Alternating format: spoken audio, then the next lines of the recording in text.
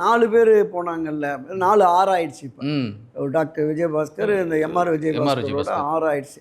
இந்த 6 இன்னும் கூடுதலா அதிகரிக்குமாங்கிற ஒரு பார்வை இருக்கு. ஆதவர்ஜுனோட இலக்கு 12 அதிமுக சட்டமன்ற உறுப்பினர்கள் 12 பேரோட பேசிட்டு இருக்காரு. ம். அதுல 6 வந்திருக்கு, இன்னும் 6 இருக்குன்னு வலைத்தளங்கள்ல, சமூக ஊடகங்கள்ல வந்துட்டு இருக்கு. நமக்கு அது உண்மைத்தன்மை என்னன்னு தெரியல. ம். இந்த இடைத்தேர்தல் வந்தா இதுல கணிசமாக ஒரு 10 தொகுதியோ 12 தொகுதி அவங்க குறிப்பிட்டது மாதிரி, அல்லது இந்த 7 தொகுதியில் ஒரு 4-5 இடங்கள்ல வெற்றி பெற்றா கூட தாவேக்கா ஒரு உறுதியான நிலைப்பாட்டில் இருக்கும். நம்பிக்கையில்லா தீர்மானத்திலும் கூட அவங்களால் வெற்றி பெற்று இல்ல, நீங்க ஆட்சியை தொடர முடியும். தொடர முடியும். ஆதவர்ஜுனா தான் பல இடங்கள்ல அந்த கட்சியில அதிமுகவை சேர்ந்த நிர்வாகிகள், முன்னாள் அமைச்சர்கள், எம்எல்ஏக்கள் இவங்களாம் இணையும் போது சொல்றாரு, தாவேக்கா வேற அதிமுக வேற இல்லை, இப்போ தாவேக்கா தான் உண்மையான அதிமுக, அந்த மாதிரிலாம் அவர் நிறைய இல்லை, அது பேசிட்டே வந்து ஒரு அரசியல் புரிதலற்ற தன்மை அப்படின்னு தான் நான் பார்க்குறேன். என்னன்னா கட்சி தொடங்கி இன்னும் 3 வருஷம் முழுமையாக முடியல. இந்த கட்சி வந்து ஒரு கிட்டத்தட்ட 44 45 ஆண்டுகள், 54 வருஷம் ஆயிடுச்சு. 1972, இப்போ 2026. ஒரு 54 ஆண்டுகள் 7 முறை ஆட்சி கட்சியாக இருந்த கட்சி, 31 ஆண்டுகள் இந்த மண்ணை ஆண்ட கட்சி. புரட்சியாளர் எம்ஜிஆர் அவர்களும் செல்வி ஜெயலலிதா அவர்களும் வலிமையான கட்டமைப்பை உருவாக்கி இருக்கிற கட்சி. சில முன்னாள் எம்எல்ஏக்கள், முன்னாள் அமைச்சர்கள், முன்னாள் எம்பிக்கள் போகிறதுனாலேயே அது அவரே சொல்கிறார், ஆதவர்ஜுனா இது புதிய அதிமுக தாவேக்கா என்பது, அதனால தான் வர்றாங்க அப்படின்னு. அப்பப்போ லேசாக புரட்சியாளர் எம்ஜிஆர் அவர்களையும் செல்வி ஜெயலலிதாவும் தொட்டுக்கிறாங்க. ஏன்னா இப்போ இருக்கிற ஆதரவாளர்கள் அதிமுக மனநிலையில் இருப்பவர்களுக்கு தலைவரையும் அம்மாவையும் கூட அவங்க பாராட்டுறாங்க, போட்டுறாங்க அப்படிங்கிற மாதிரி. அப்போ வெறும் நிர்வாகிகள் மட்டத்தில் போகலாம். ஆனால் இன்றைக்கு அந்த ஒரு 1.25 கோடி பேர் ஓட்டு போட்டிருக்காங்கல்ல ரெட்டலைக்கு, அதில் 1 கோடிக்கும் மேற்பட்டவர்கள் புரட்சியாளர் எம்ஜிஆருடைய காலத்திலிருந்து செல்வி ஜெயலலிதா காலத்திலிருந்து அதிமுகவில் பயணிக்கிறவர்கள். 1 கோடிக்கும் மேற்பட்ட தொண்டர்கள் இருக்கிறாங்க. லட்சத்திற்கும் மேற்பட்ட அடிப்படை நிர்வாகிகள், கிளை செயலாளர், பேரூர் செயலாளர், ஒன்றிய நகர செயலாளர்கள் இருக்காங்க. அவங்க யாருமே இன்னும் அணி மாறலை. அவர்களுடைய எண்ணம், நோக்கம் என்பது நாம் அண்ணா திராவிட முன்னேற்ற கழகம் தான். சரியான தலைமை வந்து சரியான வழிகாட்டுதலோடு போனால் நிச்சயம் நம்மளால் வெற்றி பெற முடியும் என்று கீழே இருக்கிற, நான் சொல்கிற அந்த அடிமட்ட தொண்டர்கள், வெறும் காடு, எந்த பிரதிபலனையும் எதிர்பாராமல் தேர்தல் வந்தால் இரட்டை இலைக்கு மட்டுமே வாக்களிக்கிற அந்த தொண்டர்கள், அந்த அடிப்படை உறுப்பினர்கள் காத்திருக்காங்க. காலம் மாறும், நமக்கு வாய்ப்பு வரும் என்று. ஆனால் பதவிகள், பொறுப்புகளை 40-50 ஆண்டுகாலம் நாங்கள் இருந்தோம் கட்சியில், எங்களுக்கு மரியாதை இல்லை, நாங்கள் இனி வந்து அதிமுகவை எடப்பாடி சுத்தமாக அழிச்சிட்டாரு, இனிமேல் வாய்ப்பே இல்லை அரசியலில், எங்களால் இவரோட பயணிக்க முடியாது என்று கருதுகிற நான் குறிப்பிட்ட மூத்த முன்னோடிகள் சில 1000 பேர் கூட வச்சுங்க. மாவட்ட அளவில் அங்கே இங்கே பழைய ஒன்றியம், பல நகரம்னு போனாங்கன்னா. ஆனாலும் இங்கே இருக்கிற, அவர் சொன்னார்ல, கிட்டத்தட்ட 2,18,00,000 2,20,00,000 உறுப்பினர்கள் அதிமுகவில். அதில் 1 கோடிக்கும் 1.5 கோடிக்கும் மேற்பட்டவர்கள் ஆரம்ப காலத்திலிருந்து அதிமுகவில் பயணிக்கிறவர்கள். அவர்கள் இடம் மாறி ஒருவேளை தாவேக்காவுக்கும் மற்றவர்களுக்கும் போனால் தான் கட்சி ஒரு மோசமான நிலைமைக்கு போயிடும். அந்த அளவிற்கு கொண்டு போய் விட மாட்டார்கள். நான் இந்த இடம் மாறி போகிறவர்கள் எனக்கு ஒரு கடுமையான விமர்சனம் இருக்கிறது. சரி, நீங்கள் 40-50 வருஷம் புரட்சியாளர் எம்ஜிஆர் காலத்தில், அம்மா செல்வி ஜெயலலிதா காலத்தில் பயணித்து பல்வேறு பதவிகள், பொறுப்புகளை வகித்த நீங்கள் கட்சிக்கு ஒரு நெருக்கடி, இக்கட்டு என்று இடம் மாறுவது, முகாம் மாறுவது என்பது சுயநல அரசியல், ஆதாய அரசியல். எடப்பாடி மேலுள்ள விமர்சனம் இருக்கட்டும். ஆமா, அரசியல் இருப்பை தக்க வைத்துக் கொள்வதற்காக இடம் மாறுகிறார்கள். அந்த குற்றச்சாட்டு நிச்சயமா நான் அது ஒரு கடுமையான குற்றச்சாட்டாகவே சொல்லுகிறேன். அந்த நிலைப்பாடு ஏற்கத்தக்கதல்ல. ஏன்னா தன்னை வளர்த்தெடுத்த கட்சி, தனக்கு ஆட்சி அதிகாரம், ஒரு அமைச்சர், முன்னாள் அமைச்சர் உடுமலை ராதாகிருஷ்ணன் பேசுகிறப்போ சொல்கிறார், நான் சாதாரண ஒரு கேபிள் டிவி போட்டுட்டு கிராமத்தில் சென்னையில் உட்காந்துக்கிட்டு இருந்தேன், என்னை வந்து அம்மா அரசியலுக்கு கொண்டு வந்து சட்டமன்ற உறுப்பினராக்கி வார்டு அந்த cable TV, Tamil Nadu cable TV கார்பரேஷனுக்கே தலைவராக்கி, அமைச்சராக்கி அழகு பார்த்தாங்க, அந்த கட்சியில் இப்போ எனக்கு மரியாதை இல்லை அப்படிங்கிறார். அந்த கட்சி உங்களுக்கு மரியாதை ஏற்கனவே கொடுத்துருக்கிறது. இந்த மரியாதையை இங்கிருந்தே தேடிக்கொள்ள வேண்டும், அதுதானே செய்யணும். அதை விட்டுட்டு முகாம் மாறுவது என்பது அது ஒரு சரியான அணுகுமுறை இல்லை. நீங்கள் தொடக்கத்திலிருந்தே எடப்பாடியினுடைய இந்த பிடிவாத தன்மை தான் கட்சியினுடைய இந்த ஒரு மிகப்பெரிய சரிவுக்கு. நீங்கள் அடுத்த பாயிண்டே சொல்லிட்டீங்க. நீங்கள் இங்கே இருந்தே அதை சந்திக்கணும்னு சொல்கிறீங்க. இப்போ அவர்களுக்கு இவரை மாற்ற முடியாது, எடப்பாடியை நம்மளால் எதிர்கொள்ள முடியாது, அவரை சரியாக வரல, காத்திருந்து பார்க்கும், காலங்கள் தான் போயிட்டே இருக்குது, இனிமேலும் காத்திருந்தோம்னா நம்ம வீணாக போகும், அப்புறம் அடுத்த கட்டமாக போகும், நம்ம அரசியலில் இருக்கணும், அதை தொடரணுங்கும் போது இன்னொரு இயக்கத்தில் இணையத்தை அவருக்கு வேற என்ன வாய்ப்பு இருக்க முடியும்னு நினைக்கிறீங்க? இல்லை அதுதான் இப்போ அவங்க நிலைப்பாடு என்பது ஒரு சுயநலத்தின் வெளிப்பாடு தான். அரசியலை நாம் வந்து தொடரணும், ஆட்சி கட்சியாக தவிர்க்க இருக்கிறது. இன்னைக்கு இங்கே போகிறபோது நமக்கு பதவிகள் பொறுப்புகள் கட்சி ரீதியாகவும் நம்ம வரோம். எடப்பாடியினுடைய பிடிவாதம் காரணமாக தொடர்ந்து சரிவுக்கு போகுது அப்படின்னு சொல்கிறாங்க. அப்போ பிடிவாதமான ஒரு நிலையில் இருப்பவர்களை இவங்க ஒவ்வொரு மாவட்ட செயலாளரும் ஒவ்வொரு நிர்வாகிகளும் குறைந்தபட்சம் ஒரு 50 பேர் 100 பேர் பொறுப்புக்குழு வச்சுருக்காங்க. ஒரு போட்டி பொதுக்குழுவை கூட்டுங்க அப்படி தான் சொன்னாங்க. ஒரு 1000க்கு மேற்பட்ட பொதுக்குழுக்களோட கையெழுத்து வாங்கிட்டோம். சிவி சண்முகம், எஸ்பி வேலுமணி, விஜயபாஸ்கர் சொன்னபோது அதுதான் 48-50 மாவட்ட செயலாளர்கள், 82 மாவட்ட செயலாளர்கள், 40க்கும் மேற்பட்ட மாவட்ட செயலாளர்கள் எங்களுக்கு ஆதரவு நிலைப்பாட்டில் இருக்கிறாங்க. 1000க்கும் மேற்பட்ட பொதுக்குழு, 2400 பொதுக்குழு உறுப்பினர்கள், 1000க்கும் மேற்பட்டவர்கள் கையெழுத்து போட்டாங்க. இப்போ 5ல் 1 பங்கு கையெழுத்து போட்டு கொடுத்தாலே பொதுக்குழுவை பொதுச் செயலாளர் கூட்டணும். அப்படி இல்லைன்னா அடுத்த நிலையில் இருக்கிற பொதுச் செயலாளர், துணை பொதுச் செயலாளர், அமைப்பு செயலாளர், தலைமையில செயலாளர் இருக்கிறாங்க. அவங்க ஒரு போட்டி பொதுக்குழுவை கூட்டலாமா? கூட்டங்க.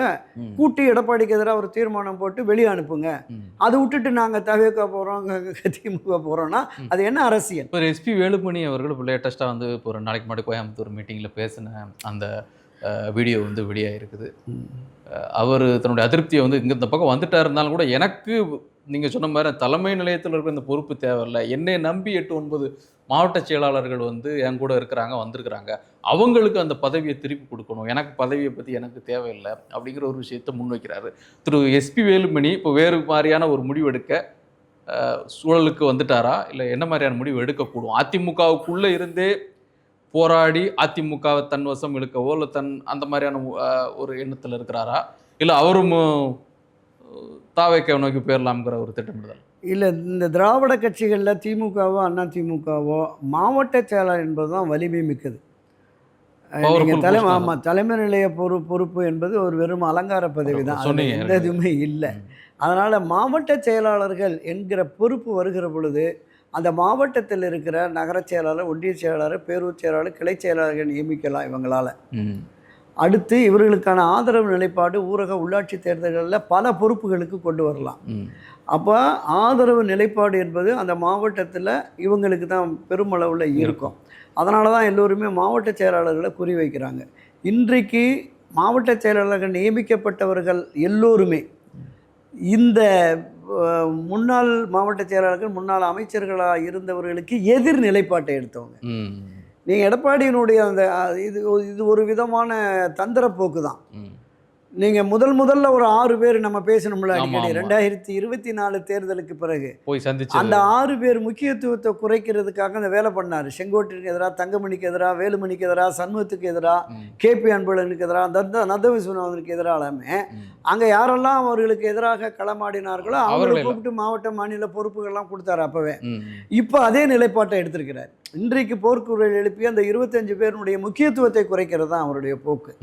இப்போ பொதுவெளிகளில் கடந்த 1 மாதமாக அவருடைய பையன் மிதுனை வந்து பொதுச் செயலாளராக்க போகிறாரு, கட்சி தலைமை கொண்டு போகிறானுங்கல்ல, நம்ம கிராமத்தில் சொல்லுவானுங்கல்ல, இது இல்லாமல் பிறக்காது அல்லாமல் குறையாதுன்னு. அங்கேயே குரல் எழுப்புறாங்க, உங்களுக்கு அடுத்து தம்பியை கொண்டு வாங்க, கட்சி பொறுப்புக்கு கட்சியில் சேர்க்கணும். அது ஒரு 2 நாள் விவாதம் கூட நடந்தது. அன்றைக்கு எடப்பாடி பழனிசாமி எழுந்து அப்படியெல்லாம் ஒரு எண்ணம் இல்லை, வேண்டாம் அதெல்லாம் பேசாதீங்கன்னு உடனே KP முனுசாமி சொல்கிறார், ஏங்க கட்சி நிர்வாகிகள் தொண்டர்கள் விருப்பம்னா நீங்கள் அதில் குறுக்க நிற்கக்கூடாதுங்க அப்படிங்கிறார். அப்போ இதைத்தான் CV சண்முகம் நாடகம் ஆடுகிறார். நீ கொண்டு வரதுனா கொண்டு வா, இந்த நாடகமெல்லாம் ஏன் ஆடுறீங்கன்னு. அப்போ இந்த நாடகம் ஆடுவதாக பேசிய CV சண்முகம் 1% கூட எடப்பாடி ஆதரவு நிலையில் இல்லை. இன்றைக்கு நீங்கள் குறிப்பிட்ட எஸ்பி வேலுமணி அவர் கூட்டிய கட்சி கூட்டத்தில் கொடி இல்லை, அதிமுக கொடி இல்லை, பேனர் இல்லை, அங்கே எடப்பாடி பழனிசாமி படமும் இல்லை. கேட்குறாங்க செய்தியாளர்கள், ஏங்க அப்படின்னு. இது வந்து என்னுடைய ஆதரவாளர்கள் கூட்டம் தான், அம்மா படம் தலைவரிடம் வச்சுருக்கேன், அவங்க தான் எங்களுக்கு தலைவர் அப்படின்ட்டார். அப்போ எடப்பாடிக்கு எதிரான மனநிலையில் தான் இன்னும் இருக்கிறாங்க.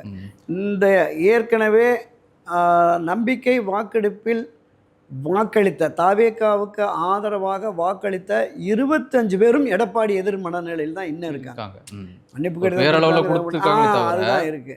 அப்போ கொஞ்சம் கொஞ்சமாக படிப்படியாக அவர்களுடைய நிலைப்பாட்டை, எடப்பாடிக்கு எதிரான நிலைப்பாட்டை எடுப்பார்கள். ஏன்னா எடப்பாடியினுடைய பிடிவாதம், இவர்களை போன்ற மூத்த முன்னோடிகள் இவர்களை எல்லாத்தையுமே அப்புறப்படுத்திட்டு தாம் பையனுக்கு ஏற்றுக்கொள்கிற மாதிரியான ஒரு குரூப்பை மட்டும் வச்சுக்கிட்டு இப்போ இல்லைனாலும் இன்னும் 6 மாதமோ 1 வருஷமோ கொண்டு வந்து அவரை முன்னிலைப்படுத்துவதற்கான ஒரு போக்கு ஒரு நோக்கம் இருக்குமோங்கிற ஒரு பொதுவெளி சந்தேகமும் இப்போ ஊர்ஜிதமாகுது இவங்களெல்லாம்.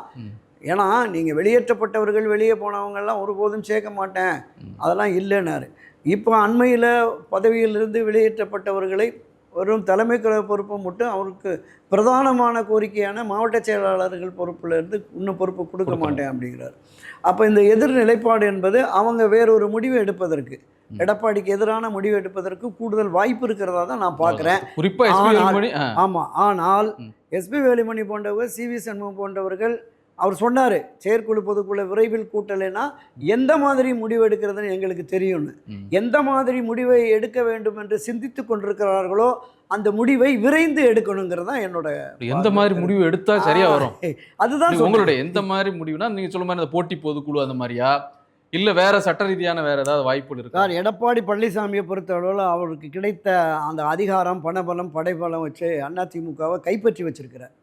அந்த அதிமுகவை காப்பாற்ற வேண்டிய பொறுப்பு எங்களுக்கு இருக்குதுன்னு ஓபிஎஸ், சசிகலா போன்றவர்கள்லாம் களமாடினாங்க. அவங்க தோல்வி அடைஞ்சிட்டாங்க. இன்றைக்கு மீண்டும் அந்த 6 பேர் தொடங்கி இன்றைக்கி 26 பேர் 30 பேர்னு களம் இறங்கியிருக்கிறாங்க. இந்த முன்னணி நிர்வாகிகள் இவர்கள் ஆதரவு நிலைப்பாட்டில் இருக்கிற கீழே இருக்கிறாங்க நகர செயலாளர், ஒன்றிய செயலாளர், பேரூர் கிளை செயலாளர்கள், பல்வேறு பொறுப்புகளில் பேரவை, பாசறை, இளைஞரணின்னு ஆயிரக்கணக்கானோர் இவங்க ஆதரவு நிலைப்பாட்டில் இருக்காங்கல்ல. அவங்களில் பெரும்பாலும் பொதுக்குழு உறுப்பினராக இருப்பாங்க. அப்போ இந்த பொதுக்குழு உறுப்பினர்கிட்ட நீங்கள் எல்லோரிடமும் கையெழுத்து வாங்கி ஒரு கட்டாயத்தை, ஒரு நிர்பந்தத்தை உருவாக்கி அந்த நிர்பந்தத்தை அவர் ஏற்க மறுத்தால் போட்டி பொதுக்குழுவை போடுங்க, போட்டி குழு போட்டு எல்லோரும் ஒருங்கிணைந்து நாங்கள் இந்த மாதிரி பொதுச் செயலாளர் கட்சி விரோத நடவடிக்கையில் ஈடுபடுகிறான்னு வெளியேட்டுங்க, கேஸு போட்டோம், கோர்ட்டுக்கு போட்டோம், என்ன நடக்குதுன்னு பார்ப்போம். கலகம் பிறந்தால் நியாயம் பிறக்கும். கலகம் பிறந்தால் கலகம் தப்பிக்கும். அதிமுக கலகம், அதிமுக கலகம். ஆமாம் ஆமாம், ஏதாவது ஒன்று நடக்கணும்ல. இல்லைன்னா இப்படியே போயிடுச்சுன்னா, நான் பல பதிவுகளில் குறிப்பிட்டிருக்கிறேன். 2024 நாடாளுமன்ற தேர்தல் முடிவுக்கு பிறகு பல வலைத்தளங்களில், ஊடகங்களில், மெயின் சேனலில் பேசுகிற போதெல்லாம் சொல்லுவேன், இந்த 2024 ஏற்பட்ட இந்த பெரும் சரிவு, இந்த பின்னடைவு என்பது மிக அபாயகரமான தோல்வி அதிமுகவுக்கு, இதுவரையிலும் இல்லாத தோல்வி. எனவே அதிமுகவுக்கு வாக்களிக்க, ரெட்டலைக்கே வாக்களிக்க போகாமல் லட்சக்கணக்கானோர் வீட்டிலே படுத்துக்கிட்டான். அதனால தான் அந்த 24 அவ்வளோ கம்மியாக 88 லட்சமோ 82 லட்சம். அதுலேயும் நீங்கள் பார்த்தீங்கன்னா பொதுமக்கள் ஓட்டு எல்லாம் பார்த்தீங்கன்னா கட்சின்னு ஒரு 40-50 லட்சம் ஓட்டு தான் போயிருக்கோம் 2.25 கோடியில். அப்போ இந்த நிலை ஆபத்தான நிலை. இந்த நிலை நீடித்தால் எடப்பாடி பிடிவாதமாக விலக்கி வைக்கப்பட்டு விலகிச் சென்றவர்களை சேர்க்கவே மாட்டேங்கிற பிடிவாதத்தை தொடர்ந்தால் 2026 சட்டப்பேரவைத் தேர்தலில் இதைவிட மோசமான தோல்வி வரும். அதிமுக பெரும் பின்னடைவை சந்திக்கும். அன்றைய தினம் 50 வயதுக்கு, நம்ம பல பதிவுகளில் நானே குறிப்பிட்டிருக்கேன், 50 வயதுக்கு கீழே உள்ளவங்க எல்லாமே முகாம் மாறி விடுவார்கள், திமுக தாவேக்கான்னு போயிடுவாங்க. அப்போது எடப்பாடி தலைமையில் அதிமுக இருக்கும். எப்படி இருக்குன்னா, மதிமுக, தமாக, தேமுதிக இது போன்ற ஒரு சிறிய கட்சியாக அதிமுக மாறிவிடும். அந்த நிலைமைக்கு எடப்பாடி கொண்டு போயிடுவாருன்னு சொன்னேன். அந்த அபாயகரமான நிலை இன்னைக்கு இருக்குதுங்கிறது நிதர்சனம்.